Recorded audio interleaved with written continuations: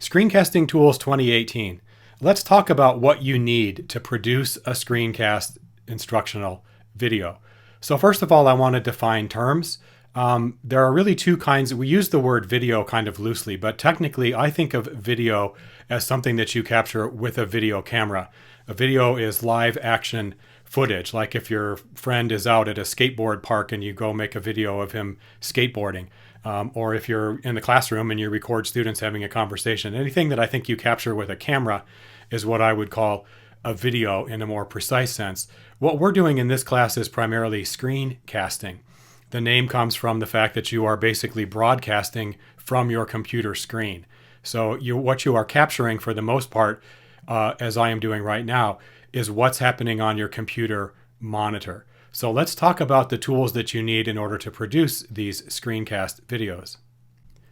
So primarily when you're producing a screencast video, you're trying to capture two things. One is the visual content of what's happening on your monitor. As you can see right now, you can see my entire desktop. This happens to be the web page for lynda.com, which is a wonderful tool for accessing video training and things like that. I've watched hundreds and hundreds of hours of tutorials to learn how to do stuff like make videos. But basically, the first and most important thing that you're capturing is your screen. And what's cool about screencasting software is anything you can share on your screen, you can record. So you can make an animation, you could play a video game. You can actually say, let's go into the folder for our class and look at the shared document criteria for evaluating instructional videos. And so you could actually walk through a document as we've seen here. Wow, somebody's already put a bunch of stuff in here. Awesome. So anything you can share on your screen, you are recording in real time. So you can walk through a project as you are writing a paper. You can pull up a slide presentation like I did at the beginning. This is my keynote slide presentation. You can start over, you hit the play button, and now you've gone full screen and you're sharing your slides. So anything you can bring up on your screen, you can capture and turn into a video. So it's a really flexible and wonderful tool. In addition to your screen, you are also almost always going to be capturing your voice, as I am doing now. And this brings in my first recommendation. I think the thing that makes the single biggest difference in the quality and the engagement factor of an instructional video is the sound quality. Most laptops have built-in microphones and built-in webcams. For the purposes of this class, that works fine, with one warning. If you're using the built-in microphone, you'll obviously notice the sound quality is not as good. Your voice will sound tinny, and sometimes you'll sound a little more higher pitched than you would normally sound. You don't have any control over the sound quality with the built-in mic. Again, for this class, it's fine. If you're going to be doing very many videos, it's worth investing. Here's a good $50 microphone called the Blue Snowball. Because if you have an external microphone connected with a cable, what that means is when you're typing and tapping and clicking around on your keyboard, you don't hear it. You'll notice if you've ever been on a video conference with somebody who's using the built-in mic on their laptop and they're also typing, their typing sounds like thunder. It just obliterates the sound of their voice because, of course, the microphone is attached to the keyboard. So anytime you're tapping on your mouse pad or your trackpad or you're scrolling around or you're typing, if you're demonstrating how to type, if you're demonstrating how to add comments in Google Drive, writing teachers often need to type while they're making their videos. If you're typing and using the built-in microphone, your students won't hear you. All they will hear is the typing. So even if you just buy like a $20 El Cheapo Walmart USB mic, at least it will remove that sound effect of the loud typing. So you can move your keyboard and the microphone apart and they're physically separated so you get better sound quality. The microphone that I use is this one. It's the Blue Yeti. In fact, they have this beautiful new model called the Yeti Nano. It gets really pretty good sound quality. It's almost professional grade. I think I paid $150 for a Blue Yeti microphone. I have 3 or 4 different external mics that I've used over the years for my recording, but I think the sound quality makes a big difference. If you've ever listened to really bad audio for any length of time, it's almost physically exhausting. So I think if you plan to do much of this kind of video screencast production, it's worth maybe $20, $30, $40, or $50 to invest in a decent USB microphone. Again, the main reason being your voice sounds more like you, and the typing and tapping on the keyboard is silent because the keyboard is not attached physically to the microphone.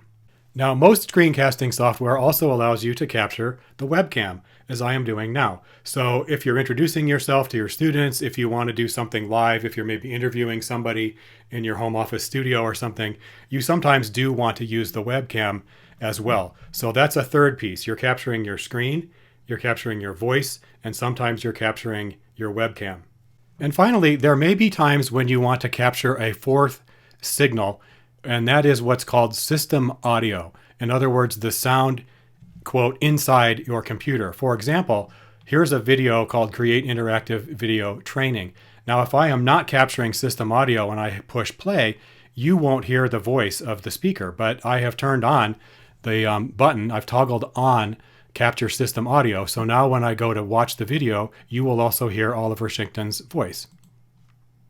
In the digital age, technology has empowered us to create innovative learning resources. Platforms like Camtasia have made it easy for instructors to create high-quality video training. But what if you could take your video creation to the next level? So that's system audio. And there's simply a way to toggle that on and off in Camtasia, and I believe in Screencast-o-matic as well. Again, it's not something you will need to do as often. Primarily, we're talking about two things: capture your screen in video, capture your voice in audio. Sometimes webcam, sometimes system audio. So you're capturing basically 4 signals in the software. Now let's talk about the software that you actually use to do that. So in order to capture your screen, your microphone, your webcam, and your system audio, you're going to need a piece of software. And I am recommending a tool called Screencast-o-matic. Screencast-o-matic is easy to use, and best of all, it's really cheap. In fact, the free version will work for many of your purposes for this class. So you simply go to screencast-o-matic.com and log in, create an account, and download the software and start to use it. I'll show you how to do that in the next tutorial.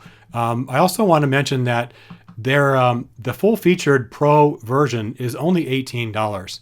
So if you look over here at the plans page, it shows you what you get if you pay a whopping $18. It's $1.50 a month billed yearly. In other words, $18. And what that adds to the free version is it adds the video editing suite, so you can go back in after you've recorded and make edits and changes, which is useful. You can capture the system audio, which we were just talking about. There's drawing tools. There's a pencil tool, so if you want to animate something. There's a way to import video from your phone or from a camera. Scripted recordings, you can make longer recordings. The free version cuts you off after 15 minutes.